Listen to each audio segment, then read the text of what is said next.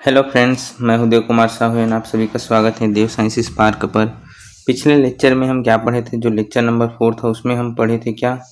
Solubility पढ़े थे, घुलनशीलता, और उसमें एक हम लॉ पढ़े थे, हेनरीज लॉ। आज हम इस लेक्चर में क्या करेंगे? पार्ट 2 है लेक्चर का। इसमें हम इस पर क्या करेंगे? क्वेश्चन प्रैक्टिस करेंगे, राइट। तो चलो हम क्वेश्चन करते हैं। पिछला लेक्चर को पहले देख लेना, फिर इस क्वेश्चन को अटेम्प्ट करना, ठीक है। चलो स्टार्ट करते हैं क्वेश्चन को। तो सबसे पहला क्वेश्चन है क्या? जो सॉल्युबिलिटी ऑफ सब्सटेंस है is its maximum amount that can be dissolve in specified amount of solvent, it depend upon. तो ये पूछ रहे हैं जो सॉल्युबिलिटी है सब्सटेंस का, वो किस पर डिपेंड करता है, ये पूछ रहे हैं। तो सॉल्युबिलिटी क्या नेचर ऑफ सॉल्यूट पर डिपेंड करता है? यस। नेचर ऑफ सॉल्वेंट पर? यस। टेम्परेचर पर? यस। प्रेशर पर? यस। तो ये क्या हो जाएगा? All of this, right. क्यों? क्योंकि ये तो हम इसको पढ़े थे, nature of solute and solvent like dissolve like में, like dissolve like, right. And temperature को हम भी पढ़े थे गैस में। क्या? अगर टेम्परेचर बढ़ता है तो सॉल्युबिलिटी ऑफ गैस जो होता है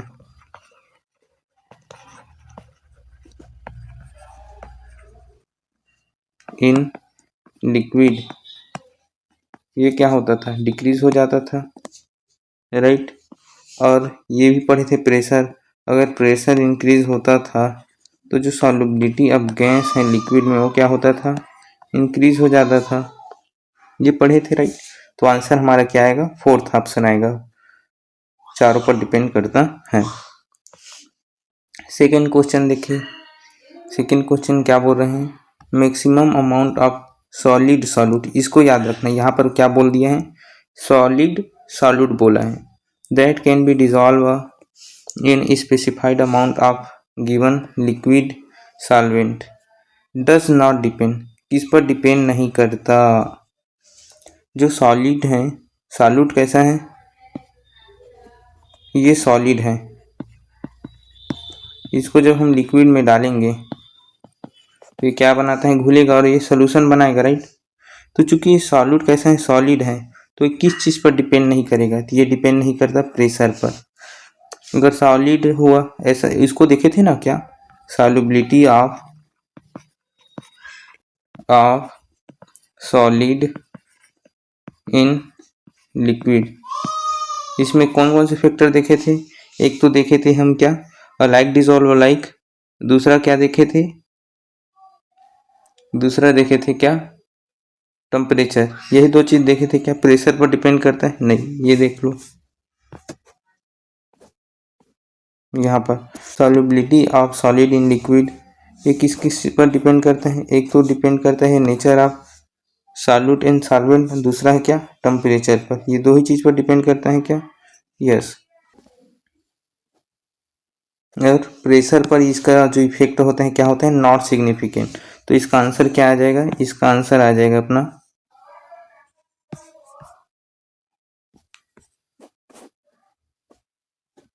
तो इसका आंसर क्या आ जाएगा? प्रेशर आ जाएगा। समझ में आया?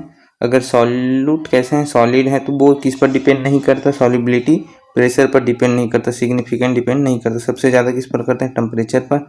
और nature of solute and solvent, ये लाइक डिजॉल्व लाइक से हैं। क्लियर? ये बात समझ में आया?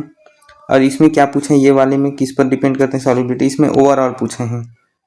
किसमें? ओवरऑल पूछे हैं सॉल्युबिलिटी। इसमें सॉलिड या गैस नहीं बोले, तो ये सभी ऑप्शन सही आ जाएगा। समझ में आया? ओके, नेक्स्ट क्वेश्चन देखते हैं हम।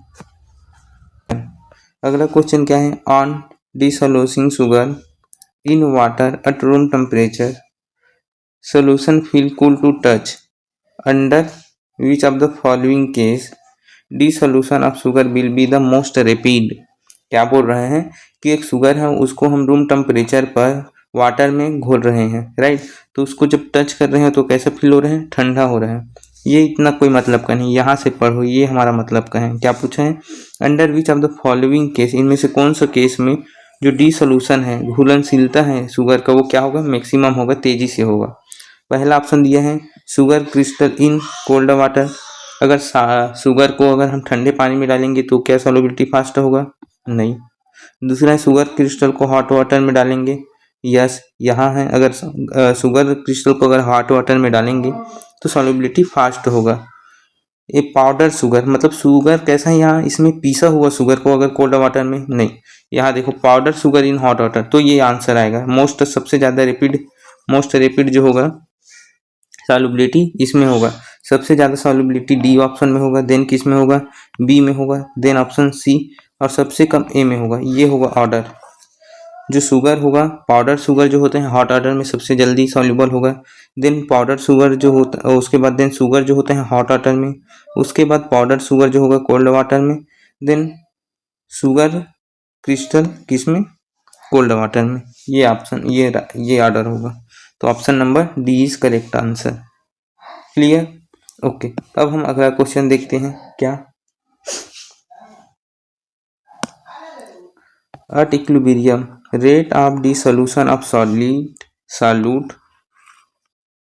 in volatile solvent is, क्या बोला है, इक्विलिब्रियम पर अगर जो सॉल्यूट है वो कैसा है, सॉलिड है, इसको हम लिक्विड में डालेंगे तो ये घुल कर क्या बनाएगा, सोल्यूशन बनाएगा। और ये क्या पूछा है, अट इक्विलिब्रियम पर। अट इक्विलिब्रियम पर क्या होगा, जो रेट ऑफ डिसोल्यूशन जो होगा एंड रेट ऑफ क्रिस्टलाइजेशन,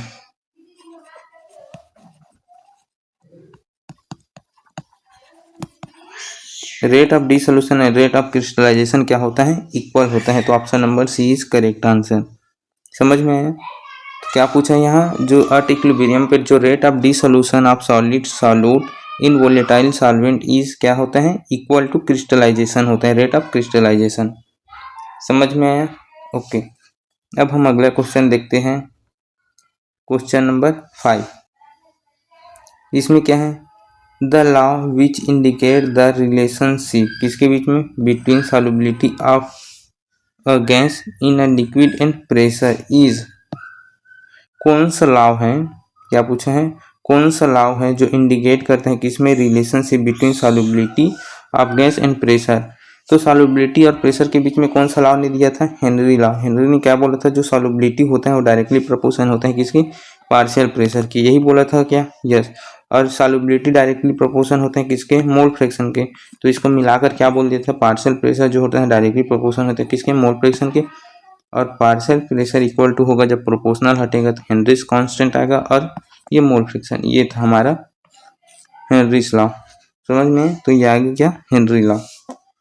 समझ में आया? ओके, समझ में आया तो प्लीज थंब कर दीजिएगा एंड लाइक शेयर जरूर कीजिएगा।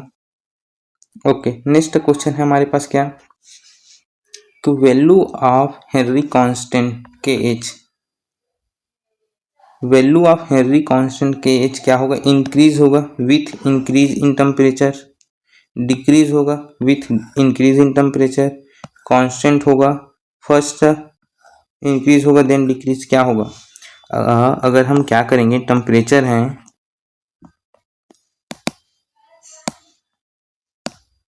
क्या करेंगे अगर हम टेम्परेचर, अगर टेम्परेचर को बढ़ाते हैं तो क्या होता है, टेम्परेचर को बढ़ाएंगे तो सॉल्युबिलिटी क्या होता है,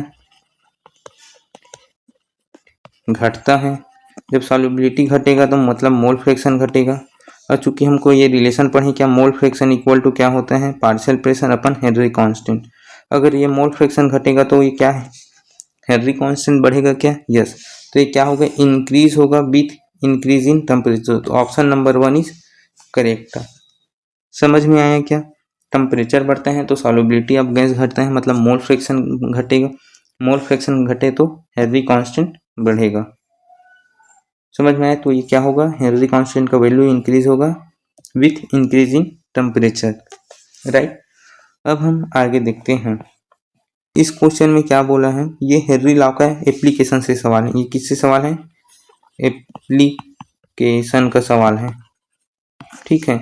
इसमें क्या पूछा है, low concentration of oxygen in blood and tissue of people living at high altitude is due to, जो व्यक्ति जो हाई एल्टीट्यूड ऊंचे पहाड़ पर यहाँ पर अगर रहते हैं कोई व्यक्ति, तो इसके जो ब्लड में जो इसके जो ब्लड होता है, इसमें क्या होता है, ऑक्सीजन का जो होता है क्या होता है, लो कंसंट्रेशन होता है। ऐसा क्यों होता है?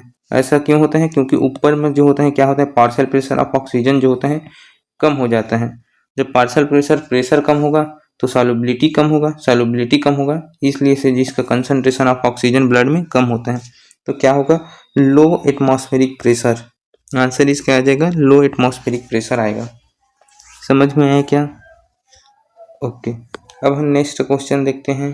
क्या इस क्वेश्चन में क्या बोला है, value of Henry's law constant for some gas at 293 kelvin is given below, arrange the gas in increasing order of their solubility. आपको क्या बोला है, जो हेनरी कांस्टेंट है ये किसका वैल्यू गिवन है, यहाँ हमको हेनरी कांस्टेंट के एच का वैल्यू ये गिवन है, राइट। और आपको क्या पूछा है, जो सॉल्युबिलिटी होता है उसका इंक्रीजिंग ऑर्डर पूछा है। ये देखो इंक्रीजिंग ऑर्डर ऑफ सॉल्युबिलिटी, ये देखो क्या पूछा है आपको, इंक्रीजिंग ऑर्डर ऑफ सॉल्युबिलिटी। तो सॉल्युबिलिटी तो क्या होते हैं, इनवर्सली प्रोपोर्शन होते हैं क्या हेनरी कांस्टेंट का? Yes sir. क्यों? क्योंकि सॉल्युबिलिटी डायरेक्टली प्रोपोर्शन होते हैं किसके, मोल फ्रैक्शन के, और मोल फ्रैक्शन इनवर्सली प्रोपोर्शन होते हैं हेनरी कांस्टेंट के, तो सॉल्युबिलिटी भी क्या होगा, इनवर्सली प्रोपोर्शन होगा हेनरी कांस्टेंट का। तो यहाँ हमको क्या पूछा है, इंक्रीजिंग ऑर्डर पूछा है, तो हेनरी कांस्टेंट का हम जो होता है क्या लिख देते हैं, डिक्रीजिंग ऑर्डर। सबसे ज़्यादा हेनरी कांस्टेंट किसका है, हीलियम का कितना दिया है, 144 किलो बार दिया है। हाइड्रोजन का कितना दिया है, 69 किलो बार दिए हैं। नाइट्रोजन का कितना दिए हैं, 76 किलो बार दिए हैं। और ऑक्सीजन का कितना दिए हैं, 34 किलो बार दिए हैं। तो सबसे ज़्यादा किसका दिए हैं हेनरी कांस्टेंट, हीलियम का। इससे कम किसका है, इससे कम जो होता है नाइट्रोजन का है। इससे कम कितना है, किसका है, हाइड्रोजन का है। इससे कम कितना है, किसका है, ऑक्सीजन का। क्लियर, ये है क्या ऑर्डर? ओके, तो सॉल्युबिलिटी का ऑर्डर इसका उल्टा होगा क्या, जिसका हेनरी कांस्टेंट सबसे कम, ये क्या है, मिनिमम हेनरी कांस्टेंट है क्या इसका वैल्यू? यस। तो इसका सॉल्युबिलिटी मैक्सिमम होगा, तो ऑक्सीजन का जो सॉल्युबिलिटी होगा क्या होगा, मैक्सिमम होगा। इससे कम किसका होगा, इससे कम जो होगा हाइड्रोजन का होगा। इससे कम किसका होगा, नाइट्रोजन का होगा। इससे कम किसका होगा, हीलियम का होगा। और हमको किसके ऑर्डर में पूछा, इंक्रीजिंग, तो हीलियम से ज़्यादा नाइट्रोजन, नाइट्रोजन से ज़्यादा हाइड्रोजन, हाइड्रोजन से ज़्यादा ऑक्सीजन। तो ऑप्शन नंबर 1 इज करेक्ट। समझ में आया क्या? ओके, इसका अगर वैल्यू बढ़ेगा तो इसका वैल्यू घटेगा। देखो इसका वैल्यू सबसे ज़्यादा हीलियम का था, इसका और सॉल्युबिलिटी हीलियम का ही सबसे कम है। यहाँ हेनरी कांस्टेंट सबसे कम किसका था, ऑक्सीजन का था, लेकिन यहाँ सॉल्युबिलिटी देखो सबसे ज़्यादा किसका है, ऑक्सीजन का। ये बात क्लियर हुआ क्या? ओके, क्लियर हुआ, समझ में आया हुआ, आपके दिमाग में इस पार का हुआ होगा तो प्लीज़ लाइक कीजिए। ओके, अब हम क्या देखते हैं, नेक्स्ट क्वेश्चन देखते हैं। इसमें क्या बोला है, hydrogen sulphide is a toxic gas used in qualitative analysis if solubility of hydrogen sulphide in water कब एसटीपी पर is 0.195 m, what is the value of Henry constant. तो आपको क्या क्या गिवन है, क्वेश्चन में गिवन है आपको क्या, हमको गिवन है मोल ऑफ हाइड्रोजन सल्फाइड, कितना गिवन है, 0.195, राइट। और क्या पूछा है हमको, हमको पूछा है हेनरी कांस्टेंट, और हमको अट एसटीपी पर दिया है। तो अट एसटीपी का मतलब क्या होता है, एसटीपी का मतलब होता है स्टैंडर्ड टेम्परेचर एंड प्रेशर। इस पर जो होता है प्रेशर जो होता है, अगर एटमॉस्फेयर में लिखें तो 1 atm होता है, या फिर इसको क्या होता है, और 0.987 बार होता है, राइट। अगर हम टेम्परेचर देखें तो टेम्परेचर जो होता है ये क्या होता है, 27 डिग्री सेल्सियस होता है, या 300 केल्विन, राइट। यहाँ पर क्या बोला है, हेनरी कांस्टेंट निकालने को बोला है। तो हमको क्या पता है, यहाँ सोल्यूशन देखें क्या, इधर देखते हैं सोल्यूशन को। क्योंकि हमको पता है क्या, प्रेशर इक्वल टू होते हैं क्या, Henry constant into mole fraction, right. Henry constant पूछा है तो प्रेशर पार्शियल प्रेशर अपन मोल फ्रैक्शन, ठीक है। तो हमको तो ये पार्शियल प्रेशर का वैल्यू यहाँ से मिल गया, इसका वैल्यू, राइट। हेनरी कांस्टेंट इसको पूछा है, इसका वैल्यू हम कैसे निकालेंगे? तो मोल फ्रैक्शन को निकालने के लिए हम क्या करेंगे, मोल फ्रैक्शन इक्वल टू होते हैं क्या, मोल ऑफ सॉल्यूट जो कि क्या है, हाइड्रोजन सल्फाइड है, एंड मोल ऑफ सोल्यूशन अर्थात हाइड्रोजन सल्फाइड का मोल प्लस वाटर का मोल, राइट। तो हाइड्रोजन सल्फाइड का मोल कितना दिया है, क्वेश्चन में गिवन है क्या, इतना गिवन है मोल ऑफ हाइड्रोजन सल्फाइड। अब मोल ऑफ वाटर निकालना है, तो कैसे निकालोगे मोल ऑफ वाटर,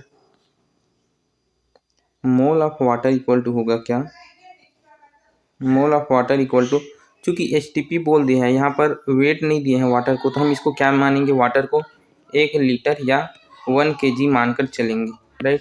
तो क्या होगा 1 kg इक्वल टू क्या होगा 1000 ग्राम, राइट। चूंकि और वाटर का मालिक्यूलर वेट कितना होता है, ये इसका वेट हुआ, मालिक्यूलर वेट वाटर का कितना होता है 18 होता है, राइट। तो इसको सॉल्व करते हैं तो कितना आता है 55.5 आता है, ओके। तो यहाँ मोल फ्रैक्शन को निकाल लेते हैं, तो मोल ऑफ हाइड्रोजन सल्फाइड कितना दिया है, इतना दिया है, कितना है 0.195 गिवन है, राइट। और नीचे मोल ऑफ हाइड्रोजन सल्फाइड कितना होगा 0.195 प्लस मोल ऑफ वाटर कितना है 55.5।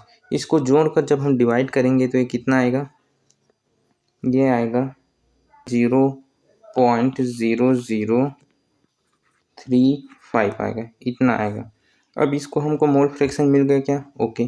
तो यहाँ पार्शियल प्रेशर का वैल्यू हमको आंसर में बार में पूछा है, तो बार में इसका वैल्यू रखेंगे तो कितना आ जाएगा, प्रेशर है 0.987 और मोल फ्रैक्शन कितना हमको मिला है 0.0035। इसको अब सॉल्व करेंगे तो कितना आएगा, ये यहाँ देखो, यहाँ दशमलव के पीछे 3 डिजिट है, यहाँ दशमलव के पीछे कितना है 4 डिजिट है, तो इसको ले जाएंगे इधर, इसको भी दशमलव से निकाल दो, इसको भी निकाल दो, तो कितना आ जाएगा 987, एक जीरो इधर ऊपर चला जाएगा क्योंकि ये 4 है, और इधर नीचे में बनेगा क्या 35। इसको जब डिवाइड करेंगे 35 से तो कितना आएगा आंसर 900,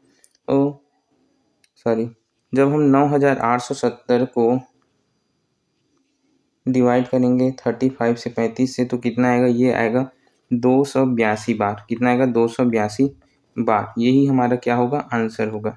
तो answer number D is correct option, right. समझ में आया क्या, इस क्वेश्चन में क्या किए हैं, solubility of hydrogen sulphide in water eight STP इतना, अर्थात ये मोल दिया है, वाटर किसका दिया है, हाइड्रोजन सल्फाइड का मोल दे दिया है, एसटीपी पर हम वाटर का वेट को 1 लीटर या 1 kg मान लेते हैं। तो यहाँ से हम क्या निकालेंगे, मोल ऑफ वाटर निकालेंगे क्या, यस मोल ऑफ वाटर आ गया। हेनरी लॉ से हमको पता है क्या, प्रेशर इक्वल टू क्या होता है हेनरी कांस्टेंट इनटू मोल फ्रैक्शन। तो मोल फ्रैक्शन का वैल्यू हम क्या कर दिए हैं, निकालना है हमको, इसका प्रेशर का पता है, हेनरी कांस्टेंट निकालना है, तो मोल फ्रैक्शन का वैल्यू कैसे निकालेंगे, mole of solute upon mole of solution. तो मोल ऑफ सॉल्यूट पता था, मोल ऑफ सॉल्वेंट को हम यहाँ से निकाल लिए, इसको वैल्यू रखिए, सॉल्व किया आंसर आ जाएगा। समझ में आया क्या, ओके। अगला क्वेश्चन देखते हैं। इस क्वेश्चन में क्या बोला है, Henry's law constant for molality of methane in benzene at 298 kelvin is इतना है क्या, हेनरी लॉ कांस्टेंट, जो हेनरी लॉ कांस्टेंट है कितना दिया है, इतना है, right, mmHg। The mole fraction of methane in benzene at 298 kelvin under 760 mmHg is, क्या पूछा है हमको, गिवन है क्या क्या गिवन है, इसको एक जगह पहले लिख लिया करो। हमको गिवन है हेनरी लॉ कांस्टेंट गिवन है, कितना गिवन है, ये गिवन है 400, ये गिवन है कितना 4.27 इंटू 10⁵, ये गिवन है, राइट। और क्या गिवन है, और हमको गिवन है प्रेशर, गिवन है पार्शियल प्रेशर कितना 760 mmHg, ये भी mmHg है क्योंकि पढ़े थे ना कि जो हेनरी कांस्टेंट का यूनिट जो होता है प्रेशर के समान होता है, राइट। और हमको पूछा है मोल फ्रैक्शन, ये आस्क है, तो क्या है सिंपल है, हेनरी लॉ पता है, पी इक्वल टू क्या आता है Henry constant to mole fraction, तो मोल फ्रैक्शन इक्वल टू क्या हो जाएगा पी अपन हेनरी कांस्टेंट। तो प्रेशर को हम क्या करेंगे हेनरी कांस्टेंट से डिवाइड कर देंगे, प्रेशर कितना है 760 है, हेनरी कांस्टेंट कितना है 4.27 है, इसको डिवाइड करेंगे इंटू 10⁵ है। इसको डिवाइड करेंगे तो ये कितना आएगा देख लेते हैं। 100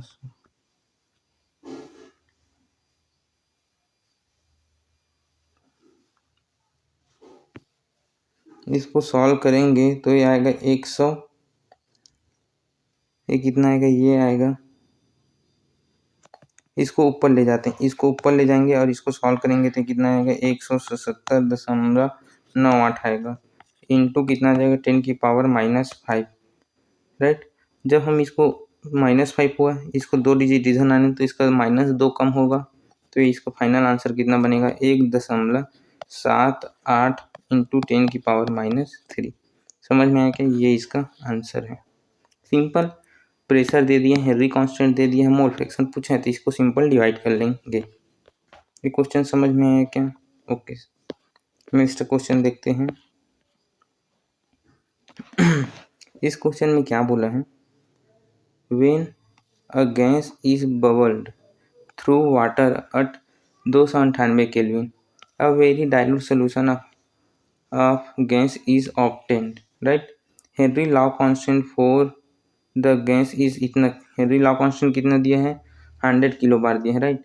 यदि gas exert a pressure 1 bar, pressure कितना का एक्सर्ट कर रहे हैं 1 बार का, राइट।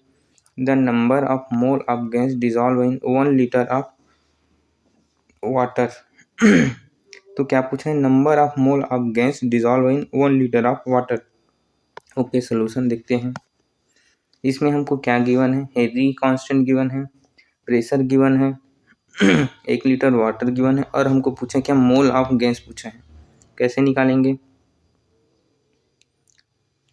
आपको पता है क्या क्या क्या गिवन है, उसको पहले लिख लो। गिवन क्या है, गिवन है हमको सबसे पहले तो हेनरी कांस्टेंट गिवन है।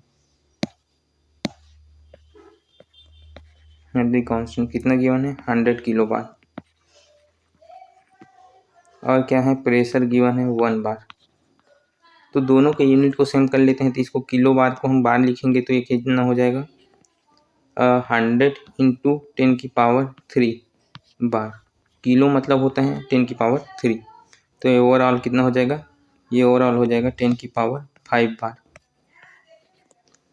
3 जीरो इसका, 2 जीरो इसका, तो ये 5 जीरो क्लियर, ओके। और क्या दिया है हमको, पूछा है क्या मोल ऑफ गैस पूछे हैं, ये क्या है आस्क है। तो कैसे निकालोगे, सिंपल है, क्या करोगे, हमको पता है क्या है Henry's law equal pressure equal to क्या होता है Henry constant into mole fraction. तो मोल फ्रिक्शन इक्वल टू क्या हो जाएगा, मोल फ्रिक्शन इक्वल टू हो जाएगा प्रेशर अपन हेनरी कांस्टेंट, राइट। तो मोल यहाँ पर, ओके, तो यहाँ से क्या हम मोल फ्रैक्शन को निकाल सकते हैं। ओके, मोल फ्रैक्शन पहले कैलकुलेट कर लेते हैं। तो मोल फ्रैक्शन इक्वल टू क्या है, प्रेशर कितना है 1 बार, और हेनरी कांस्टेंट कितना गिवन, हेनरी कांस्टेंट गिवन है 10⁵ बार। तो बार से बार खत्म, और ये क्या होगा 10⁵ ऊपर जाएगा तो ये -5 हो जाएगा 10⁻⁻5। ओके, और हमको क्या पता है मोल फ्रैक्शन इक्वल टू क्या होता है, mole of solute upon mole of solution, यही होता है क्या। Okay, mole of solute, solute यहाँ क्या है, देखो यहाँ सॉल्यूट है हमारे पास क्या गैस है। मान लेते हैं गैस का मोल जो होता है x है, राइट। और ये सोल्यूशन में क्या होगा, गैस होगा और वाटर होगा। ये देखो वाटर है ना, कितना 1 लीटर वाटर, तो वाटर भी होगा। तो यहाँ मोल ऑफ गैस, चूँकि हमको पता है ना क्या, mole of solution equal to क्या है, मोल ऑफ गैस है प्लस मोल ऑफ वाटर है। तो वाटर मान लेते हैं मोल ऑफ गैस x है, ऊपर में तो नीचे में भी होगा, plus mole of water.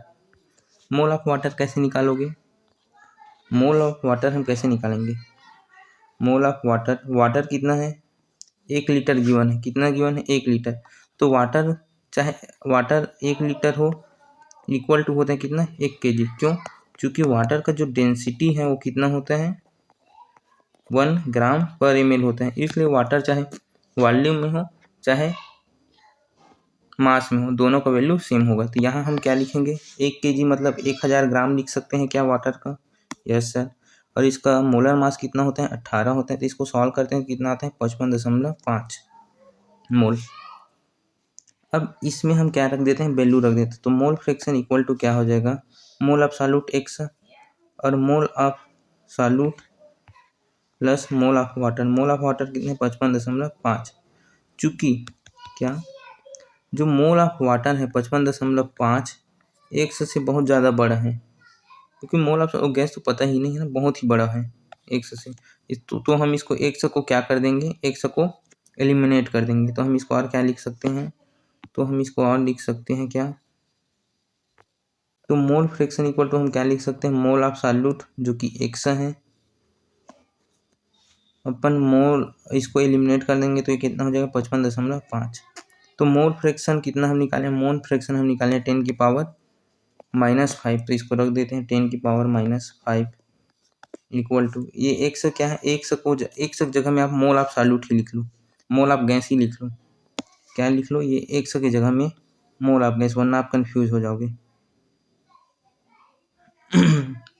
Mole of gas ही लिख लो। तो ये मोल ऑफ गैस, ये मोल ऑफ गैस, ये मोल ऑफ गैस, ठीक है। तो मोल ऑफ गैस यहाँ निकालना है ना हमको, तो 55.5 इधर था, इसको 10 की पावर -5 से मल्टीप्लाई कर देंगे तो आंसर आ जाएगा मोल ऑफ गैस का 10 की पावर -5 इंटू 55.5। तो इसको सॉल्व करेंगे तो कितना आ जाएगा, देखो ऑप्शन देख लो, ये वाला आ जाएगा ये 55.5 इंटू 10 की पावर -5, ये वाला ऑप्शन, बी ऑप्शन। क्लियर। तो मोल ऑफ गैस समझ में आया, कैसे निकाले इसका आंसर। एक क्या दिया है सिंपल से, इसमें गिवन है क्या, हेनरी कांस्टेंट गिवन है और प्रेशर गिवन है, राइट। हेनरी कांस्टेंट किस में गिवन है, किलो बार, इसको हम किस में कन्वर्ट कर लेंगे, बार में, तो ये आ जाएगा 10 की पावर 5। और हमको पूछे क्या, मोल ऑफ गैस पूछा है, देखो मोल ऑफ गैस निकालने को बोला है, तो सिंपल हम क्या करेंगे, मोल फ्रैक्शन निकाल लेंगे। ये देखो मोल फ्रैक्शन है 10 की power -5, mole fraction equal to होता है mole of gas upon mole of solution. तो mole of solution equal to mole of gas plus mole of water होगा। तो गैस वाटर का मोल कितना आया, वाटर का मोल जब हम निकालें तो ये आया 55.5, चूँकि 1 लीटर या 1 kg, 1 kg इक्वल टू होता है 1000 ग्राम, राइट। 1 किलोग्राम इक्वल टू होता है 1000 ग्राम। समझ में आया, ओके। तो यहाँ वैल्यू रखेंगे, फिर वैल्यू रखेंगे, कैलकुलेट करेंगे तो वैल्यू कितना आ जाएगा, हमारा आंसर आ जाएगा। ये बात समझ में आई क्या, ओके। समझ में आएगा तो प्लीज़ लाइक कर देगा, शेयर कर दीजिएगा और कमेंट में ज़रूर बताना डाउट हो कहीं तो। अब हमारा ये लास्ट क्वेश्चन है, इसको देख लेते हैं। ये क्वेश्चन क्या बोल रहे हैं ये बोल रहे हैं कि how much oxygen is dissolve in 100 ml water at 298 kelvin if partial pressure of oxygen is 0.5 atm and Henry constant कितना दिया, 1.4 इंटू 10 की पावर -3 मोल पर लीटर पर atm। तो यहाँ क्या पूछे, how much oxygen is dissolve, मतलब इसका वेट ऑफ ऑक्सीजन पूछे। यहाँ क्या पूछे हैं, यहाँ आपको क्या पूछे, यहाँ पूछे हैं वेट ऑफ ऑक्सीजन, ये आस्क हैं। तो क्या क्या गिवन है, इसका सलूशन देख लेते हैं। हमको गिवन है क्या, यहाँ पर हमको गिवन है वॉल्यूम ऑफ वाटर गिवन है कितना, 100 ml। अगर इसको लीटर में कन्वर्ट करेंगे तो कितना आ जाएगा, ऊपर में 1000 का वो करेंगे,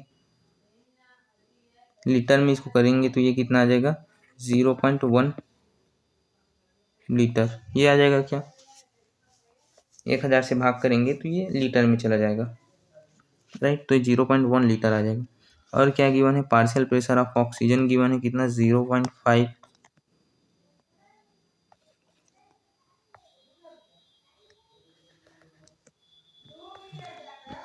0.5। और हेनरी कांस्टेंट कितना गिवन है, हेनरी कांस्टेंट जो है गिवन है 1.4 इंटू 10 की पावर -3, ये गिवन है। हमको पूछे क्या, वेट ऑफ वाटर पूछे हैं, वेट ऑफ वाटर, वाटर नहीं सॉरी ऑक्सीजन का वेट पूछे, किसको पूछा है, वेट ऑफ ऑक्सीजन। कैसे निकालोगे, एक होता है, आपने पढ़ा होगा क्या एक और फार्मूला होता है क्या, कंसंट्रेशन जो होता है इक्वल टू होता है क्या, हेनरी कांस्टेंट इनटू प्रेशर, ये एक फार्मूला होता है। जहाँ एस क्या है, एस जो है कंसंट्रेशन है, क्या है एस, जहाँ क्या है कंसंट्रेशन है किसका, ऑक्सीजन का।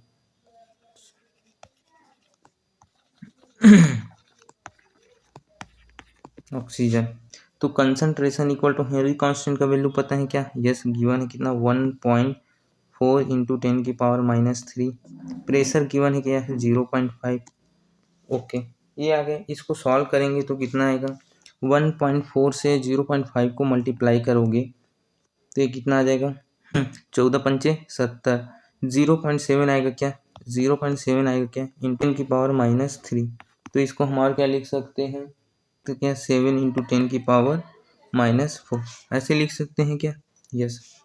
और क्या होता है कंसंट्रेशन अर्थात मोलारिटी, तो कंसंट्रेशन इक्वल टू क्या होता है, mole of solute upon volume of solution in litre में। तो मोल ऑफ सॉल्यूट कितना है सॉल्यूट क्या है, ऑक्सीजन है, तो इसका मोल निकाल लेते हैं। ऑक्सीजन का मोल निकालेंगे तो कैसे आएगा,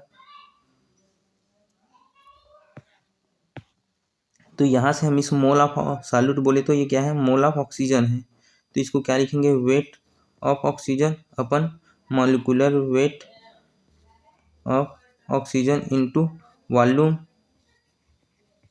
इन लीटर। तो इसको सॉल्व करेंगे तो कितना आ जाएगा, कंसंट्रेशन इक्वल टू हो जाएगा wait of oxygen, molecular weight oxygen का कितना होता है 16 दूनी 32, कितना होता है 32 इंटू वॉल्यूम कितना है 0.1 लीटर में है। ओके, और ये कंसंट्रेशन का वैल्यू हम कितना निकाले, ये निकाले हैं, तो कंसंट्रेशन का वैल्यू रख दो। तो कंसंट्रेशन का वैल्यू रखोगे तो कितना आएगा, कंसंट्रेशन है 7 इंटू 10⁻⁴ इंटू इस सब को इधर ले जाते हैं तो कितना है 32 इंटू 0.1 इक्वल टू क्या हो जाएगा, वेट ऑफ ऑक्सीजन। इसको सॉल्व कर लेते हैं तो कितना आंसर आएगा, ये जीरो इधर जाओ तो ये जीरो इधर निकलेगा दशमलव के बाद, यहाँ दशमलव के पीछे एक डिजिट है तो ये दशमलव को हटाएंगे तो ये 1 बचेगा, तो ये 10⁻⁵ मान लेते हैं, तो 7 इंटू 32 कर लेते हैं, 7 इंटू 32 तो ये कितना आ जाएगा 224 इंटू 10⁻⁵, ये हमारा क्या होगा, आंसर होगा। देखो ऑप्शन में दिए हैं क्या, ऑप्शन में क्या दिए हैं, ये ऑप्शन नहीं दिए हैं, बट आंसर यही आएगा। कैसे है, ये वेट ऑफ ऑक्सीजन, ये 10⁻⁵ है, इसको अगर हम इसको ऐसे भी लिख सकते हैं ना, weight of oxygen equal to कितना है 224 इंटू 10⁻⁵, इसको हम ऐसे भी लिख सकते हैं क्या, 2.24 इंटू 10⁻⁻3। ये देखो ये 2 डिजिट के सामने में हम क्या लगा दिए, ये दशमलव को लगा दिए, डेसिमल को, तो ये क्या होगा 2 डिजिट के सामने लगे तो इसका 2 जीरो माइनस से कम हो जाएगा तो -3, तो ये 10⁻⁻3 को मिलीग्राम बोलते हैं, क्या बोलते हैं, मिलीग्राम। तो कितना हो जाएगा, वेट ऑफ ऑक्सीजन आया हमारे पास 2.24 और 10⁻⁻3 को मिली, और ये आंसर किस में आया है, वेट ग्राम में, तो ये मिलीग्राम, तो ये अपना हमारा आंसर, ये था ग्राम में था, अब ये किस में आ गया, मिलीग्राम में। तो ऑप्शन नंबर कौन सा सही आ जाएगा, option number D is correct answer. I hope all question आपको समझ में आया होगा, ऑल कॉन्सेप्ट क्लियर हो गया होगा। तो पूरा अगर समझ में आया होगा तो please like share and subscribe कर दीजिएगा। Thanks for watching.